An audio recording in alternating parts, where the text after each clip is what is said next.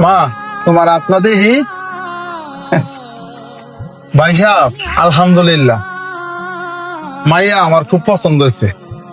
এখন মাইয়া ঘরে পাঠাই দেন, বাদ বাকি কথা আমরা কই। আলহামদুলিল্লাহ। আয়ো মা, ঘর আয়ো। মাশাআল্লাহ, মাইয়া দেখে পছন্দ হয়েছে, আমার পোলারও পছন্দ হয়েছে। এখন বিয়ার দিন তারিখ ঠিক করতে হইলে তো কিছু কথা কোন লাগবো। এখন কথা কি আপনি কইবেন না আপনার আরো লোকজন আছে? না, আর কেউ আইতো না, আমার একটা ফুলা আছে, এই ফুলাটা ওই সংসারের মালিক। সিবাত সিবাত। আসসালামু আলাইকুম। ওয়ালাইকুম আসসালাম। নেন পেয়ারা খান। বাজান ভালো আছেন? আছি আলহামদুলিল্লাহ। তো বসো বাজান। না না, সমস্যা নেই। বাজান তোমার বোনের দেখে তো মাশাআল্লাহ পছন্দ হয়েছে। এখন বিয়ার দিন তারিখ ঠিক করতাম চাই, তুমি কি কো বাজান? আলহামদুলিল্লাহ, খুব ভালো কথা। তো আপনারাই বলেন, আপনাদের কোনো চাওয়া পাওয়া আছে কিনা? চাওয়া পাওয়ার কি, যৌতুক নেওয়াও ভালো না, দেওয়াও ভালো না। আর ছেলে তো সরকারি চাকরি করে, অফিসে যাতায়াতের লাগিয়া একটা মোটরসাইকেল দিবেন, আর ছেলের ঘর সাজায় দিবেন ফার্নিচার দিয়া।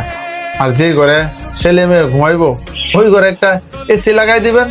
আর আমরা তো বংশকন্যাত বড়, 200 মানুষ বরজাতি আমি, এই আর কি।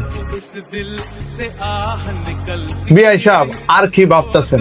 শুভ কাজে দেরি কিসের? দিন তারিখটা আমরা ঠিক করে লাই। দিন তারিখ ঠিক করা লাগবো না, আপনি তো কইলেন যৌতুক নেওয়া খারাপ, যৌতুক দেওয়া খারাপ।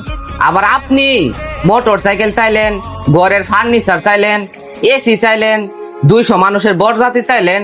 এগুলা কি তাইলে ভিক্ষা চাইলেন? বাজান আমার ছেলেটা দেখায়ও নাই বালা, সরকারি চাকরি করে, একটা যোগ্য একটা ছেলে। আর যোগ্য জায়গায় বিয়া শাদী দিলে একটু তো খরচপাতি করে দেওয়া লাগে। মুরব্বী, আমনের হুলারে যেভাবে দেখাইতাছেন, মন হইতাছে ফুটটার হাটে একটা গরু নিয়ে আইছেন আমার বাড়িতে বেচতে। আমনের হুলা সরকারি চাকরি করে, অফিসও কেমনে যাইবো না যাইবো এটা আমনের বিষয়।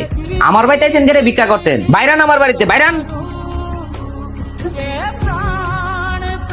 যত সব আমার বাড়িতে আইছে ভিক্ষা করতো।